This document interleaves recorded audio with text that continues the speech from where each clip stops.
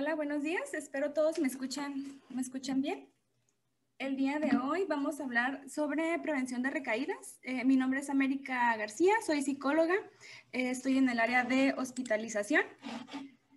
Y para nosotros hablar de recaídas es algo muy importante y muy significativo, ya que al estar en hospitalización nos podemos dar cuenta que hay trastornos crónicos, ¿no? O sea, que una vez que se diagnostican y se presentan para toda la vida, tienen ciertos factores para volver a presentar episodios, ¿no? Entonces vamos a hablar un poquito de eso.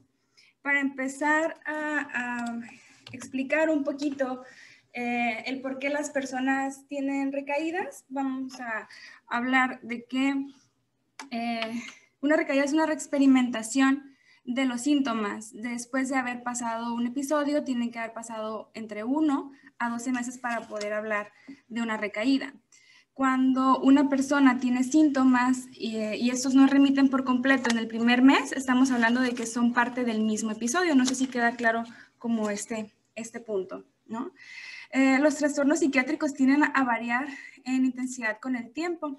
¿Qué quiere decir esto? No es lo mismo una depresión a los 20 años que una depresión a los 40 años, que una depresión a los 60 años. Los síntomas pueden cambiar, pueden ser más intensos, pueden ser más duraderos, dependiendo el cómo la persona haya llevado su tratamiento, ¿no? Y lo que les decía, ¿no? Hay episodios que se vuelven más severos, que los síntomas se incrementan tanto que una persona puede llegar a perder funcionalidad, ¿no? Que es algo que nosotros revisamos mucho. ¿Qué quiere decir que una persona pierda funcionalidad? Quiere decir que varias de sus áreas en las cuales se desarrollan se van a ver afectadas, ¿no? Su familia, su trabajo, sus amigos, su pareja, y empezamos a ver ese grado de deterioro. Entonces es muy importante para una recaída poder hacer una intervención para que la persona se pueda recuperar en todas estas áreas. Entonces, vamos a ver que hay ciertas teorías que pueden explicar por qué aparecen los trastornos mentales. Y podemos ver que también hay ciertas teorías para poder hablar del por qué una persona vive o experimenta los síntomas. El cerebro es una zona muy compleja y es una zona muy difícil de poder ubicar en dónde exactamente se pueden desarrollar los síntomas y en dónde exactamente tiene que llegar el tratamiento. Entonces, se ha estudiado el por qué las personas vuelven a tener estos síntomas y podemos hablar, los voy a nombrar como en escalas, ¿no? Aquí en hospitalización nos podemos dar cuenta que la parte principal es cuando las personas dejan de tomar su tratamiento o realizan cambios sin autorización médica del mismo, ¿no? Por ejemplo, un día no pueden dormir y consumen el doble de lo indicado, un día quieren salir a tomar una copa de vino y dejan de tomar su medicamento ese día y entonces empieza a haber alteraciones en la toma del medicamento, lo cual puede terminar en un nuevo episodio, ¿no? Otra cuestión que nosotros podemos observar mucho es cuando las personas consumen alcohol y drogas.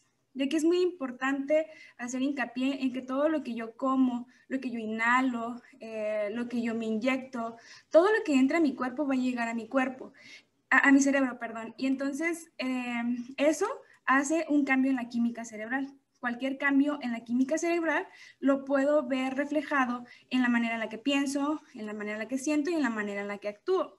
Entonces, es muy importante cuando hablamos de trastornos mentales también hacer hincapié que el consumo de sustancias puede tener esas afectaciones.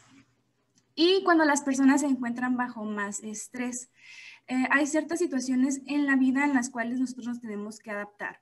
Un cambio de trabajo, una ruptura sentimental, un cambio de casa, problemas económicos. Y la cuestión del estrés es poder solucionar aquello que lo está ocasionando, ¿sí? Para esto podemos identificar 3 tipos de problemas, ¿no? Una, el primer problema, tengo el recurso, lo soluciono. El segundo, a lo mejor no tengo el recurso y va a requerir tiempo para poderlo solucionar. Y el tercer problema es aquel que no es mío, pero que lo tomo como mío y se convierte en parte del estrés significativo, ¿no? Entonces, después de esto, podemos identificar que hay ciertas cosas que nosotros podemos hacer para prevenir una recaída.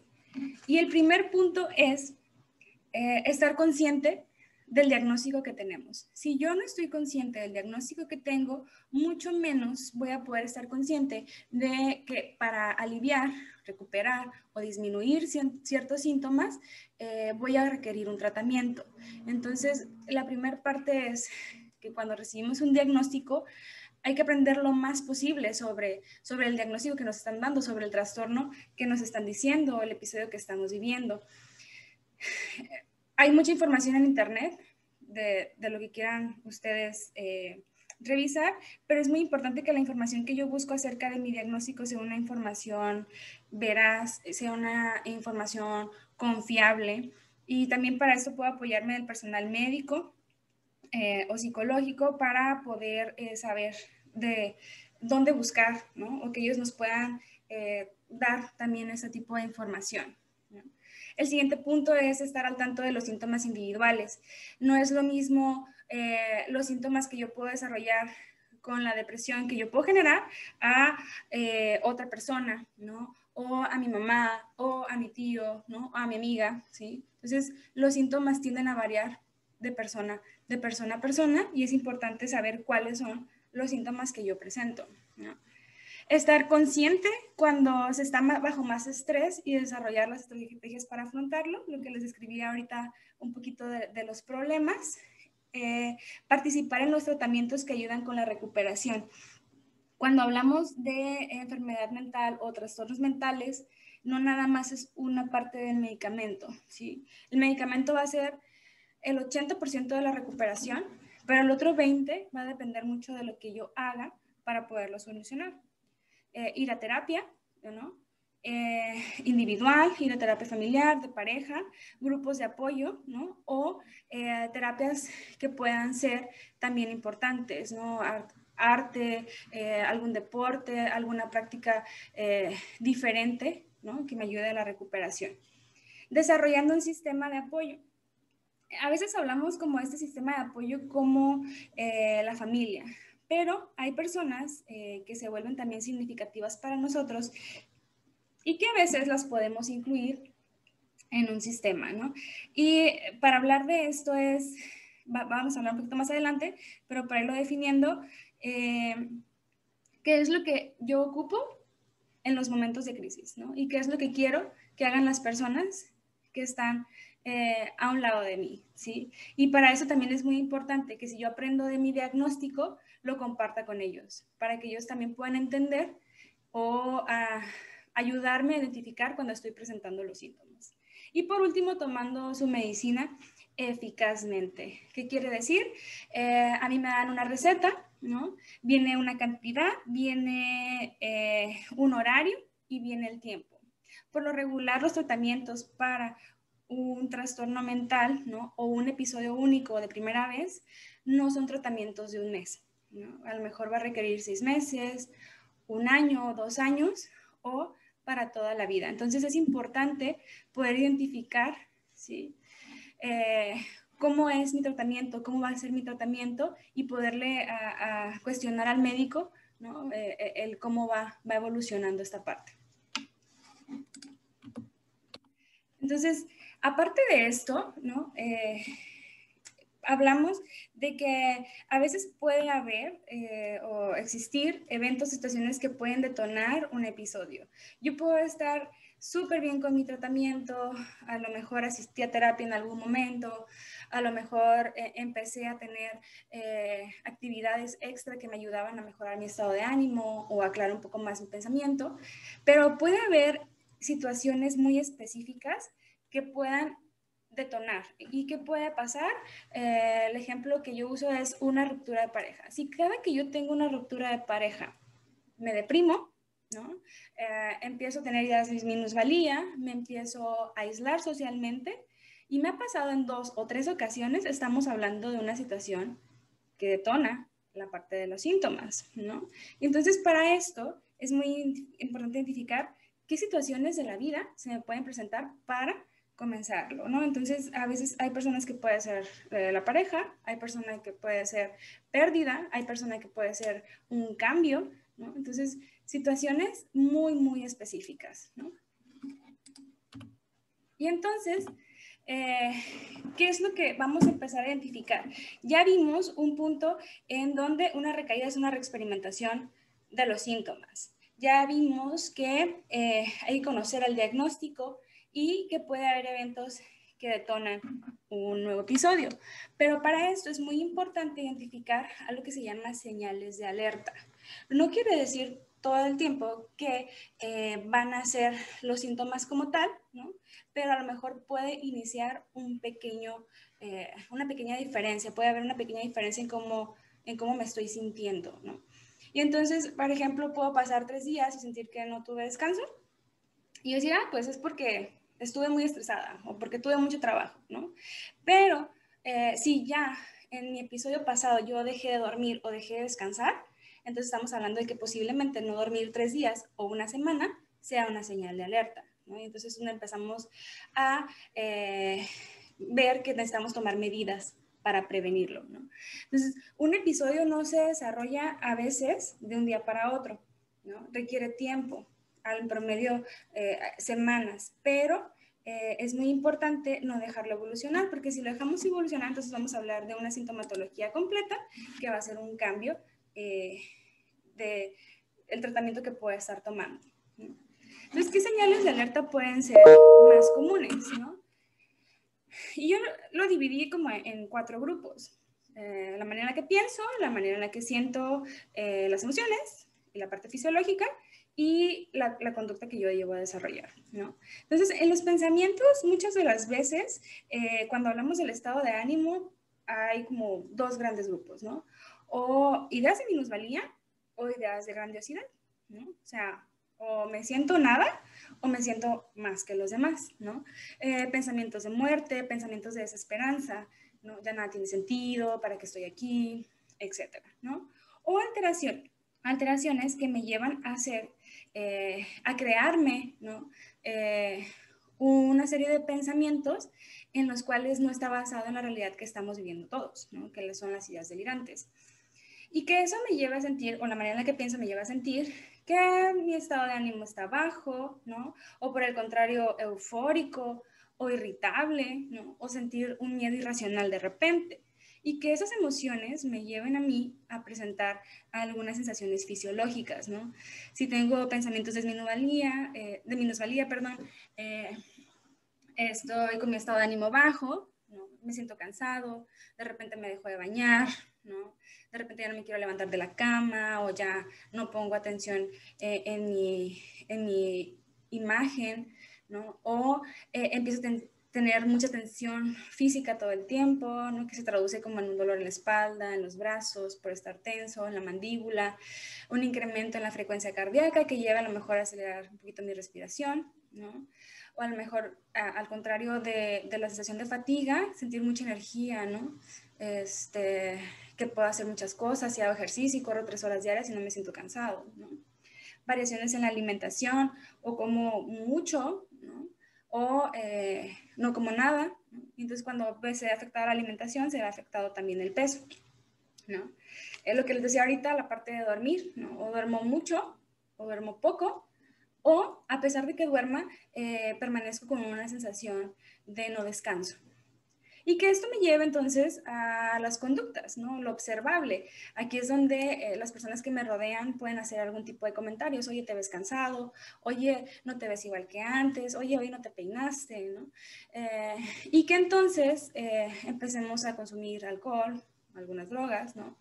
A gastar en exceso o más de la cuenta, o empezar a aislarme. Y entonces estas señales de alertas nos hablan del deterioro que puede llegar a tener una persona, que también es algo muy importante, ¿sí? ¿Qué otras señales de alerta? Aquí vienen algunos ejemplos, ¿no? Tener conductas que normalmente no tengo. Cuando hablo, normalmente no tengo, cada una de las personas tenemos cierta forma de ser que se mantiene en el tiempo. Y entonces, cuando sale de la normalidad de lo que soy, es una alerta, ¿sí? El primero dice, me corté mi pelo bien corto antes de mis 2 episodios agudos. Mi hermana notó que a toda hora estaba haciendo el mismo sonido. Empecé a ponerme la misma ropa todos los días, los mismos pantalones azules, los mismos pantalones caqui y la camiseta azul, ¿no? O me mantenía absorto en las artes marciales, practicaba los movimientos por horas, ¿sí? Cuando hablamos de señales de alerta conductuales, es algo que sale fuera de la normalidad del individuo, de lo que es todo el tiempo. Y entonces, cuando está pasando todo esto, ¿quién me puede ayudar? Las primeras personas, como les comentaba ahorita, que identifican los cambios son los más allegados, compañeros de trabajo, familiares, pareja, amigos muy cercanos, que me pueden advertir que algo está sucediendo. Una de las cosas más importantes es que cuando la persona está presentando síntomas, muchas de las veces no los puede ver o no ve la gravedad de lo que está sucediendo. Entonces, es importante tomar en consideración si más de 2 o 3 personas me están haciendo los mismos comentarios, para entonces saber a quién me puedo acercar, ¿no? ¿Quién me puede ayudar?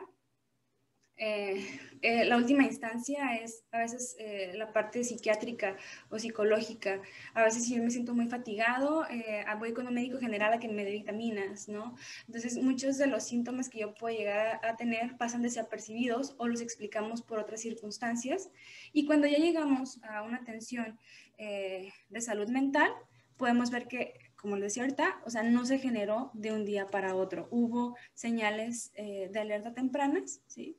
Pero que no fueron revisadas a profundidad por la persona que tenía que hacer, ¿no? Entonces, ¿qué preguntas me puedo hacer o qué me puedo cuestionar cuando estoy notando que ya más de 2 o 3 personas me están haciendo comentarios, o que yo ya empiezo a identificar que no estoy durmiendo bien, no estoy comiendo bien, que siento mayor tristeza durante el día, etcétera, ¿no? Lo primero sería identificar qué está pasando con mi entorno. ¿Cómo está mi nivel de estrés?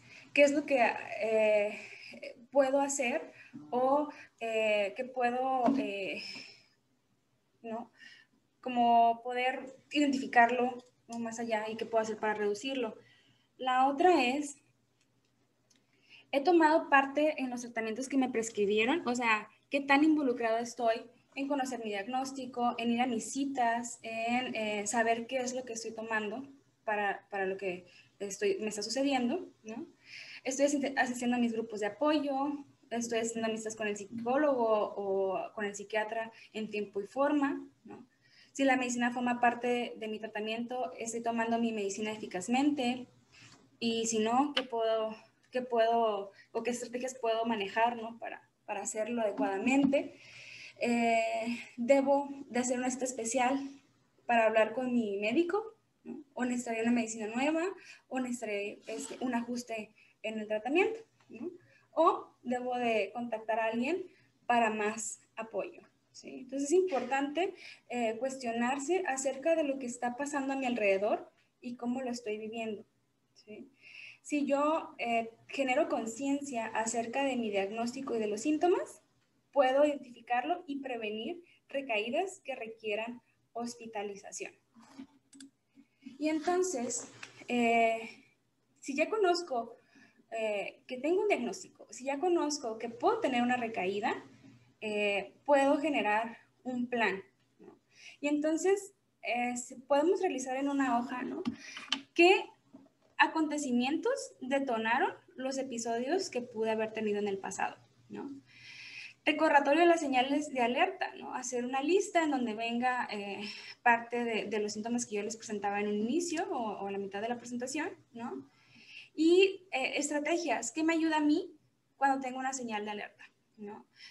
Si yo tengo problemas para dormir, entonces realizo ejercicios de higiene del sueño, empiezo a dormirme a la misma hora todos los días, empiezo a generar rutina, no utilizo aparatos electrónicos antes de dormir, ¿no? O sea, buscamos estrategias para solucionar la señal de alerta temprana, ¿no? Elegimos a las personas que queremos que nos ayuden, ¿no? Yo hay algo que siempre les digo, para generar un plan de prevención de recaídas, genérenlo cuando no tengan síntomas, ¿sí? O sea, terminando de salir del hospital o junto con el terapeuta, es quién quiero que me ayude y qué quiero que haga por mí, ¿sí? ¿Por qué? ¿Qué quiero que hagan por mí? Porque muchas de las veces yo puedo generar expectativas de lo que espero, ¿sí? Y cuando siento que no sucede así, más en la parte que ya están los síntomas, ¿sí? Voy a empezar a ver que a lo mejor las personas no quieren ayudarme, ¿no?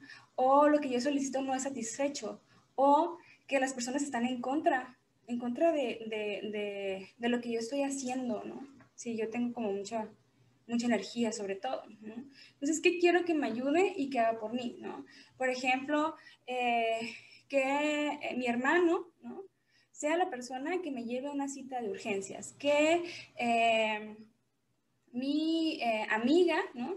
Me escuche cuando estoy en crisis, que si yo sé que en otras ocasiones o en otros episodios me he puesto en riesgo, ¿sí? O sea, que estén cuidando la parte de los artículos que hay en casa y que con las que me puedo dañar, ¿no? Y sobre todo, ¿quién quieres que sea contactado en una emergencia, ¿no? Hay ocasiones en donde hay ciertas personas que pueden generar más estrés durante el episodio, ¿no? Para recordar el plan de prevención de recaídas, si yo tengo una crisis, un episodio o estoy teniendo más de los síntomas que tuve la primera vez, ¿sí? Es importante asistir con el psiquiatra para disminuirlo inmediatamente. La otra estrategia es acudir a un servicio de urgencias. El Hospital de Salud Mental cuenta con servicio de urgencias las 24 horas. No necesariamente me tengo que quedar hospitalizado, ¿sí? Puede disminuir un cambio de medicamento rápido, etcétera, para que yo vaya a mi casa. Y la otra estrategia que yo les puedo compartir es que hay una línea de apoyo que es el 075, ¿no? Cuando estamos en crisis es muy difícil a veces poder pensar claramente. Entonces, si yo marco al 075, voy a encontrar apoyo psicológico, ¿no? Personas que saben de intervención en crisis y que me pueden orientar a mis familiares acerca de lo que hay que hacer, ¿sí? Entonces, eso es un plan de prevención de recaídas, ¿sí? Recordar lo que ha pasado, ¿sí? Recordar lo que me ha ayudado, ¿sí? Y buscar a las personas que quiero que hagan algo por mí. ¿Sí? Entonces, como recomendaciones generales para mí o para mi familia es que el familiar sea cuidadoso con sus propias reacciones, ¿no? O sea, a veces el tener un ambiente o personas que no reaccionan ante mis conductas o ante mi manera de comportarme, ayuda. Es importante también, como les decía, saber a dónde tengo que asistir, tener un directorio, tener las direcciones, los números de teléfono, ¿sí? Tener a la mano, ¿no? O que las personas que son parte de mi grupo de apoyo tengan los documentos que me van a pedir en la institución en caso de que ocupe ser hospitalizado, ¿sí? Y como les decía, si yo sé que en el pasado me he dañado, ¿no? Es importante retirar todos los objetos, ¿no? Con los que iguales me pueda yo causar algún daño, ¿sí? Entonces, esa es la primera parte como de la prevención de recaídas. Hay muchos mitos y realidades acerca de lo que es la salud mental, lo cual va generando discriminación o sesgo a las personas que tienen algún tipo de diagnóstico, ¿no? El más común y el que más podemos encontrar y por lo cual a veces las personas no reciben la ayuda en el momento es que las personas con algún diagnóstico que viven con alguna enfermedad mental son violentas y son peligrosas. Entonces podemos dar cuenta que realmente no es así, ¿no? O sea, las personas con un diagnóstico de algún trastorno mental, ¿sí? No necesariamente van a ser violentas o agresivas y solo del 3 al 5% van a cometer a lo mejor un acto dentro de los síntomas, ¿sí? Pero después eso se puede parar, ¿no? Entonces, vemos que a la parte contraria, ¿no? La persona que padece alguna enfermedad mental es 10 veces más propensa a ser víctima de delitos violentos en comparación con la población general. Entonces, por eso es importante mantener un ambiente o una mentalidad abierta acerca de lo que es un diagnóstico, ¿no? El siguiente mito, ¿no? Es que no se puede hacer nada por alguien con alguna enfermedad mental, ¿no? Y lo que vemos es todo lo contrario, se pueden hacer muchas cosas. Y más que nada, la parte de cómo yo actúo de manera respetuosa ante una persona que vive con un diagnóstico, es importante poder saber que puedo tener una plática, ¿no? Que puedo tratarlo con cordialidad y que esta persona me va a responder igual, ¿no? Pensamos muchas veces que si tiene un diagnóstico todo el tiempo va a estar presentando síntomas y la realidad es que tampoco es así. Mientras la persona se mantenga en tratamiento, los síntomas van a estar en remisión y puede hacer su vida normalmente, ¿no? Y entonces, ¿qué puedo hacer para mantener la parte del respeto? Evitar palabras muy específicas. Mira, ahí va el loco, ahí está chiflado, ahí está raro, ¿no? Es el esquizofrénico, es el bipolar. La realidad es que las personas son más que un diagnóstico. Entonces, cuando hablamos de una persona con esquizofrenia, es una persona que vive con esquizofrenia, ¿sí? La esquizofrenia es una de sus entidades. La persona también es padre, también es hijo, también es amigo, ¿no? Tiene muchas más cosas que el hecho de catalogarlo o decirle que es un esquizofrénico o un bipolar, ¿no?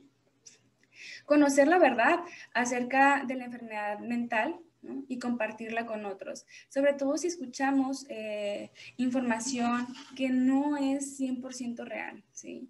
Si yo sé que hay personas que utilizan la palabra loco, chiflado, esquizofrénico, etcétera, poderle aclarar, oye, la locura no es un trastorno mental, ¿no? Y la palabra correcta es una persona que vive con esquizofrenia, una persona que vive con depresión, ¿no? ¿Por qué? Porque esto va a generar respeto y dignificación a las personas que pueden tener un diagnóstico, ¿sí? Si yo fuera en la calle etiquetando a todas las personas, sería el diabético, el gordo, el esquizofrénico, ¿no? El voluble, ¿no? Entonces son personas que pueden tener más allá, ¿no? De eso, ¿sí? Que también merecen respeto y dignidad, ¿no? Y entonces, ¿por qué hago hincapié como en la parte del respeto? ¿No? Porque las personas con algún trastorno mental suelen sufrir a lo mejor algún tipo de discriminación en cuanto a poder acceder a un empleo, ¿no? O acceder a educación. Entonces, un trastorno mental no siempre es igual a generar alguna discapacidad, ¿no? Pueden hacer una vida total y completamente como cualquier persona que no tiene un trastorno mental. El siguiente mito, ¿no? Las enfermedades mentales aparecen como consecuencia de debilidad de carácter, ¿no? Y cuando hablamos de trastornos mentales o de enfermedad mental, podemos observar que no nada más va a existir una explicación, ¿no? Es una parte biológica, es parte de la genética, ¿no? A veces hay otros ambientes psicológicos, sociales, ambientales que pueden generar un trastorno mental. Hay una teoría que se conoce como diatesis estrés, en la cual habla de la vulnerabilidad que puede tener un individuo, ¿sí? Y que puede crecer en un ambiente estresante. Y entonces ya hablamos de dos cuestiones, ¿no? La parte biológica por la vulnerabilidad y la parte ambiental que desarrolló o detonó, ¿sí? Un trastorno mental, ¿sí? Eso todavía también nos puede manejar la parte en donde el sujeto puede ser vulnerable, pero si el ambiente es adecuado, es bueno, no siempre se va a generar un diagnóstico o un trastorno mental, ¿no? El siguiente mito, la gente con enfermedad mental, incluso estando estables con su tratamiento y se han recuperado, tienden a ser empleados de segunda. Una persona, después de que pasa un episodio y mantiene un tratamiento, puede tener la misma capacidad para poder desarrollar un trabajo, ¿no? Y poder ser una persona puntual y poder ser una persona motivada, ¿no? A trabajar, igual que cualquier otro, ¿sí? Cuando hablamos de enfermedades mentales, la mayoría de las veces vamos a hablar que hay episodios, ¿sí? No necesariamente la persona se va a comportar todo el tiempo así. ¿Cuál sería la realidad? Cuando no hay conciencia de un trastorno mental, cuando no hay conciencia de que necesito un tratamiento para poder remitir mis síntomas, puedo generar, sí, un deterioro laboral, ¿sí? Cada que la persona se incapacita, puede generar una disminución en su calidad de trabajo. Pero mientras la persona mantenga un tratamiento adecuado y realice sus terapias, puede tener un desempeño laboral bueno o adecuado. El otro mito: una vez que las personas tienen enfermedades mentales, nunca se recuperan, ¿sí? Entonces, hablamos de episodios y no necesariamente la persona va a estar presentando todo el tiempo síntomas como les decía, ¿no? Una persona puede ser capaz de trabajar, de aprender, de vivir solo, de integrarse a la sociedad, ¿sí? Y puede tener una vida muy productiva, ¿sí? ¿Qué es lo que pasa y que podemos observarlo nosotros en nuestras calles? O sea, no hay tanta inversión por parte de ciertas autoridades para poder solventar los gastos que se requieren para generar programas para personas con trastornos mentales. Entonces, si podemos generar algún empleo, alguna terapia ocupacional para ellos, excelente, ¿no? ¿Qué es lo que nosotros vemos aquí en hospitalización? La hospitalización aquí es mínimo en promedio de 14, 15 días, ¿no? Y entonces es donde la persona empieza otra vez a interactuar con los demás, a ver que puede realizar cosas diferentes, a revisar o analizar qué fue lo que sucedió, ¿no? Entonces podemos ver un cambio y una recuperación de lo que es la persona. Y entonces, por último, ¿no? La terapia y la autoayuda son simplemente una pérdida de tiempo, ¿no? Como les decía, el medicamento va a ser un 80% de la recuperación, pero el otro 20% es muy importante, ¿sí? Si yo identifico que tengo situaciones estresantes en mi vida, ¿sí? Es importante trabajarlas. Y entonces podemos asistir con psicoterapeutas, ¿sí? Con psiquiatras, con trabajadores de la salud que me puedan orientar o puedan generar un proceso de cambio y adaptación a lo que estoy viviendo, ¿sí? Entonces, hace muchos años un maestro decía que nuestras 24 horas se distribuyen de la siguiente manera, ¿no? Tenemos 8 horas para trabajar, 8 horas para hacer alguna actividad lúdica, recreativa, etcétera, y 8 horas para dormir, ¿no? Entonces, muchas de las veces, y parte de nuestra cultura de trabajo es que no son 8 horas, para empezar, ¿no? Que la mayor parte del tiempo no la pasamos en el tráfico y que nuestra calidad de sueño o nuestros hábitos de sueño son malos. Entonces, el ajustarme y el hacer diferentes cosas y el ir y platicar de lo que nos está sucediendo en la vida, ¿sí? Puede hacer un cambio, ¿no? Y entonces, en vez de invertirle tiempo, ¿no? A pasármela viendo la televisión, ¿no? Puedo aprender a hacer alguna otra actividad. Y eso va a generar otro tipo de procesos, ¿no? Ayuda a mi atención, a mi coordinación, a mis procesos de memoria, etcétera. Entonces, realmente cuando se les indica a la persona cualquier tipo de terapia, es para que la persona logre adaptarse lo más rápido posible a su vida y a su entorno sobre todo, ¿no? Entonces, lo que nosotros aquí en el hospital hacemos es ayudar a que la persona se recupere lo más rápido posible y se reintegre lo más rápido posible, ¿no? Entonces, como parte importante para nombrarles es que si pueden tener alguna señal de alerta, ¿no? Que vimos aquí, o si tengo un diagnóstico y no le he dado seguimiento y quiero volver a darle seguimiento, es que aquí contamos con un área de consulta externa y para realizar las citas, les voy a dar el número, es 973-7382. Se les vuelvo a decir, 973-7382, que es el número de trabajo social que es de manera directa para generar una cita aquí en consulta externa. ¿no? Y la otra parte, sí, es importante también saber que contamos con atención de urgencias las 24 horas, los 365 días del año, ¿no? ¿Alguna duda, pregunta que tengan?